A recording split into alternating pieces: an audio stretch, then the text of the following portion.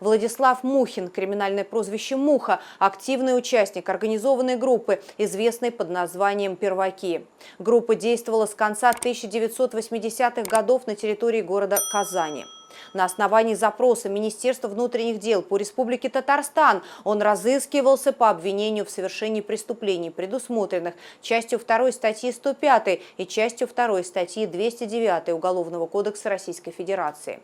В 1998 году в Казани на улице Толстого в автомобиле было обнаружено тело лидера организованной группы «Калуга» Татарова, криминальное прозвище «Янис», с огнестрельными ранениями.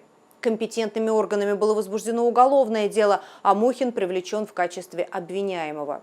С целью избежать уголовной ответственности фигурант скрылся от правоохранительных органов.